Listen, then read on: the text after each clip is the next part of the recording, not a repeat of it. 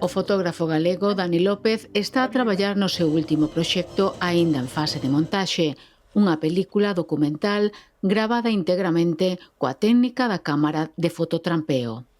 E que nos permite este dispositivo? Permítenos gravar a fauna da forma menos invasiva posible. E captar imaxes como as deste oso na contorna dos Ancares. Esas cámaras de fototrampeo a min ofrécenme información como data, horas de pasos de animais.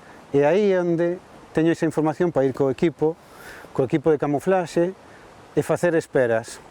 Se eu xa sei a rutina dos animais, simplemente teño que chegar antes que eles. Acompañámolo polo río Lambre entre os concellos de Miño e Paderne. Cámara en man, Dani olla, observa e agarda, mesmo se camufla, agochado durante horas ata que chega a recompensa. Os animais non te distinguen principalmente pola cor, distinguente a ti precisamente polo movimento, e aí é onde consigues as grandes fotografías. Sin ese camuflaxe non poderías fotografiar as crías ou cousas deste estilo que son tan importantes, claro.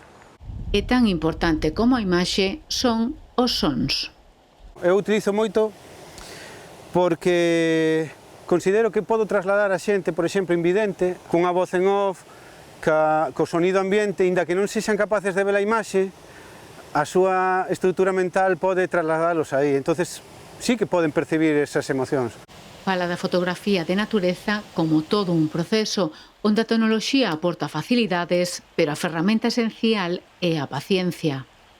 Normalmente eu plantexome un obxectivo, por exemplo, un proxecto, eu que sei, por exemplo, documentar o rebeco en alta montaña en Ancares, en inverno.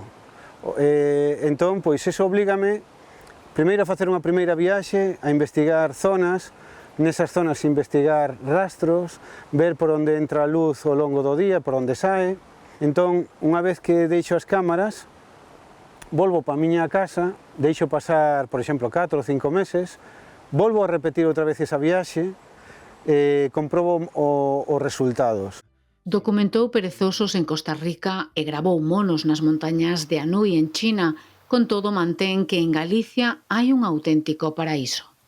En Ancares tamén, por suposto, pero sobre todo en Negueira de Muñiz é unha zona na que hai águia real, águia culebrera, lobo, oso, mustélidos, un sinfín de biodiversidade, é realmente un paraíso. Di seguir a pegada que deixou nel Félix Rodríguez de la Fuente, documentando a fauna salvaxe co fin de divulgala. A esencia é a mesma, promover, divulgar a natureza cercana que temos no noso entorno para que os rapaciños máis pequenos